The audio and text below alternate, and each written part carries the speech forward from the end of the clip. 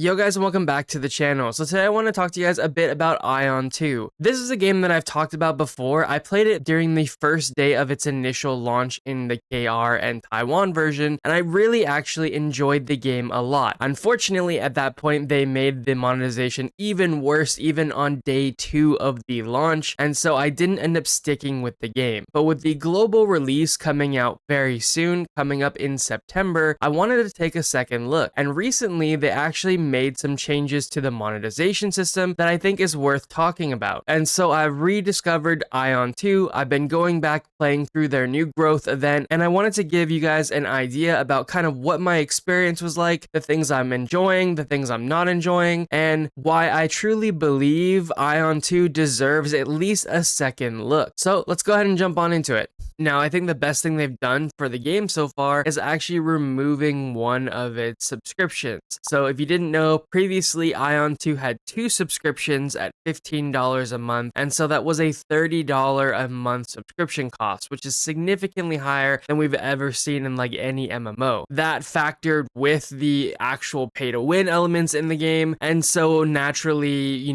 people weren't too excited. However, what they did announce is that they were going to be combining the subscription, so now you can get access to things like the marketplace and stuff like that for the flat $15 subscription fee. This is definitely more in line with what we've seen in other MMOs. Again, like World of Warcraft or Final Fantasy XIV. But after playing Aion 2 during its initial launch and coming back to the game with their new character growth event and checking that out, I really do believe that Aion 2 is going to be worth at least taking a look at. The game has some of the most stunning visuals and graphics we've seen in all MMOs just in general, with probably the best character creator we've ever seen in the MMO industry as well. The combat feels fluid, the exploration and flying feels great. There's a lot of positives here, and I truly do believe that it's worth at least taking a look at it before you actually make your decision. You'll be able to try it out completely free with no need to do any of the subscription at all until you're well into the game and fully leveled. At that point, you may decide that it's in your best interest to go ahead and pick up the subscription if you want to keep playing. But even without the subscription, I've been really enjoying my time over on the Taiwan servers in Aion 2. Now, if you guys do find that you're interested in playing a game like Aion 2, maybe checking out the Taiwan version before the global launch, or if you're looking for another game like Honor of Kings World or something like that, you'll definitely want to check out the sponsor of today's video. LagoFast has been a critical part of my experience and enjoyment of playing Aion 2.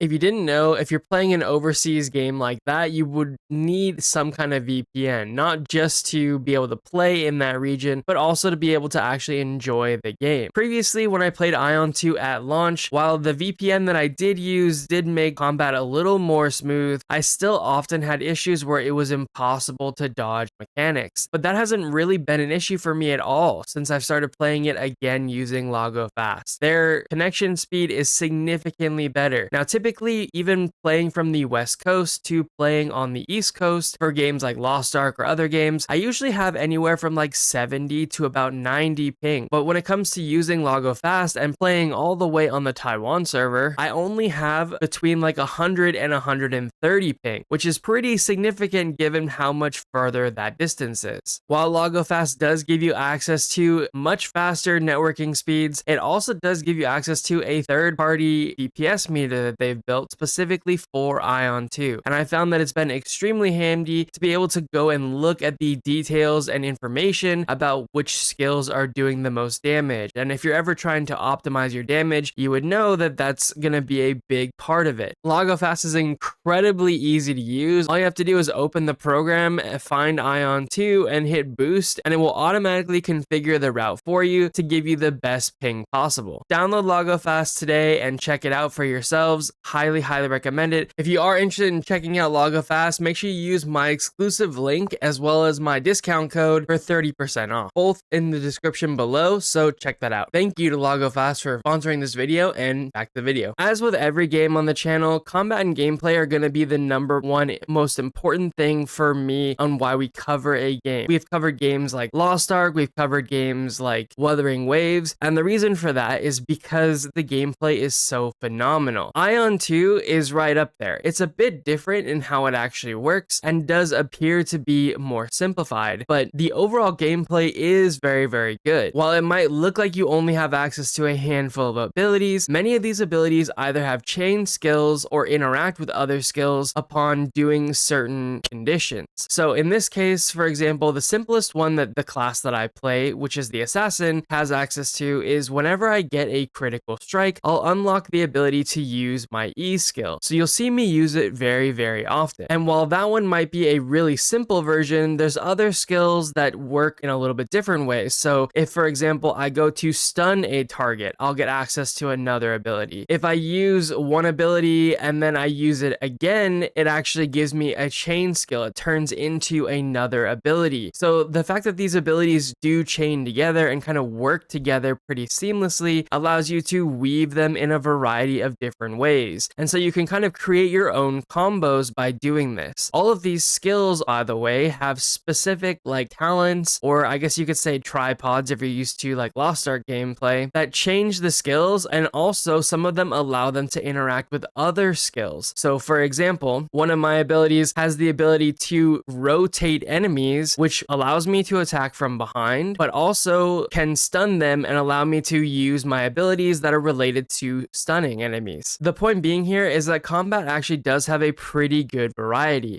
Because of this, I've actually really enjoyed my time in Aion 2, and not just in dungeons or doing solo content, but in the open world as well, which was really unexpected. As an assassin, someone who wants to back attack, I didn't really think I was going to have the opportunity to do a lot of that. And typically in open world and other games, whether it be World of Warcraft or whatever, it can be very hard to get back attacks in when their only focus is on you. But actually there was a lot of opportunity here with the stunning and the rotating of enemies that I thought the mechanics worked really, really well. And genuinely, I would love to see other games implement this into their kits as well. So back attackers, even like Predator Slayer, right? Oftentimes I didn't even take advantage of being a back attacker in Lost Ark when I was doing open world content or solo modes or whatever, because it's just not that viable. You can't really get that 100% uptime on the back. But in something like Aion 2, you kind of can actually. It's pretty significant, and then how you can chain your abilities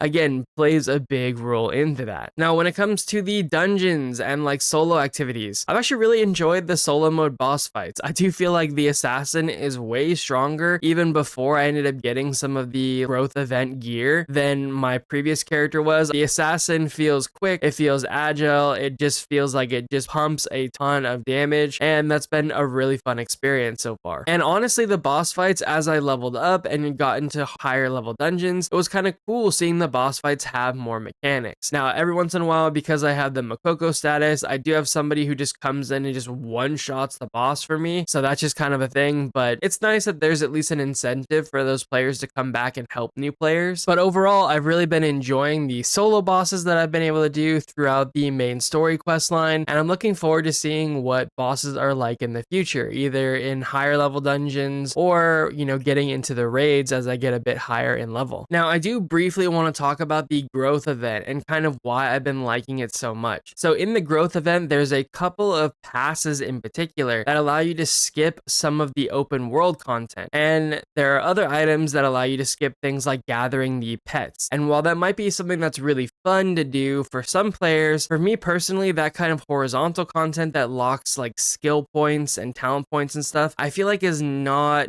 my favorite. It's definitely something that I feel like constantly holds me back and just kind of ends up being a chore a lot. That's not to say I'm not going to do it and enjoy doing it on the launch of the global version, but for doing it on a version that you're not going to play long term, it's definitely a grind that I don't really want to do, especially across multiple characters. So this kind of growth event, I feel like, is actually pretty perfect for how I think players are going to play multiple characters, not wanting to do that horizontal on all of them. And I'll talk about this more in a separate video where we go over the growth event boost in more detail, but just in general, know that these materials actually even do come from the free version of the pass. So you don't actually need to have the subscription in order to benefit from this at all. Okay, so let's talk about the elephant in the room, the pay to win mechanics of Aion 2. So first off, as I did mention, they did remove one of the subscriptions basically entirely. They kind of just bundled them together. So now you get a whole bunch of additional things just for doing the one subscription. And there is some benefit to that for sure, right? So that subscription alone is going to give you a leg up. It gets you access to a ton more of the growth event. You also get access to like the auction house and a bunch of other stuff. However, there's a couple of things that I do want to talk about with this. The first one being they did take it down from basically $30 to $15 a month. And like I said before, this is pretty in line with what we've seen for other MMOs that charge a subscription. And this time you don't have to buy the box game. Whereas games like World of Warcraft or Final Fantasy XIV, they still do require you to purchase the box price as well. So at least for me, that's not really too big of a hurdle. The hurdle comes with how pay to win the game gets after that. And admittedly, I don't have the best experience with this.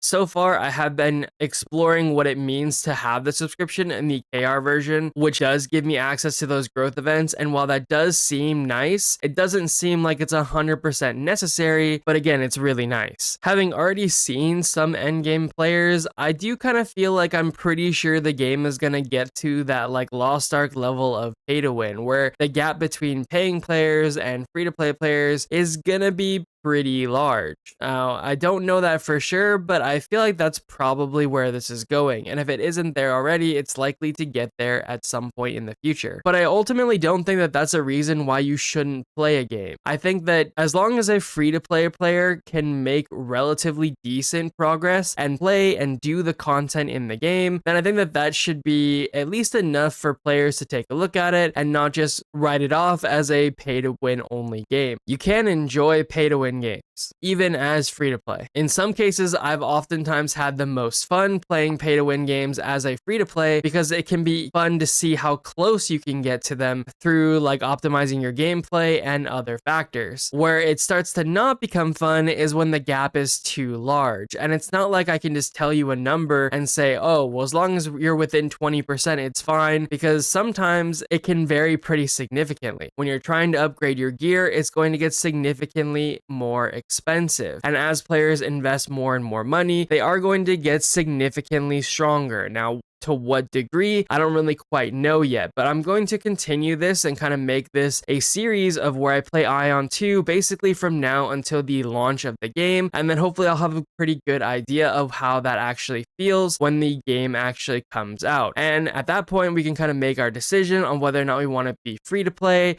or if we want to just do like the subscription-based model. So be sure to follow the channel and check out that other Aion 2 stuff in the future. All right, guys, well, I think that's it for this video today. So overall, I am enjoying my time playing Aion 2, and I did before, but the pay to win was just a bit egregious. $30 a month at the bare minimum was just too big of a, hurdle for me to kind of cross. Especially after like day 2, they literally locked the auction house behind the subscriptions. And while it is still locked behind the subscriptions, at least now it feels manageable, right? It feels like it's in the same ballpark as World of Warcraft or Final Fantasy XIV. And that's at least something that I think makes it easier to understand. At the end of the day, free-to-play games need to make money too. And so there is going to be microtransactions. This is a pay-to-win game. This does ensure they get some level of base income from their players, and I'm not too against that as someone who understands that, as I said, these games do need to make money. But I've really enjoyed the combat, I enjoy the skill building, being able to pick those different talents that do different things, having that different gameplay with the assassin this time, I feel like has really made it a lot more fun for me as well. Not to say I didn't enjoy the other class, but just that it was a nice breath of fresh air that I got to enjoy. Not having to do all the horizontal stuff, while some of it can be fun, and I probably will go back and do some of it on my other characters, it does mean that you're kind of like locking in for a bit of a grind. And so getting all those skills and stuff up front makes you feel a lot more powerful more quickly and just kind of gets your build going. The game looks phenomenal, and I can't stress that enough, guys. Like it's a beautiful looking game, and to some degree there's some desire for me to play just for that. Like I don't know if we've ever seen an MMO that looks this just absolutely gorgeous, but it does.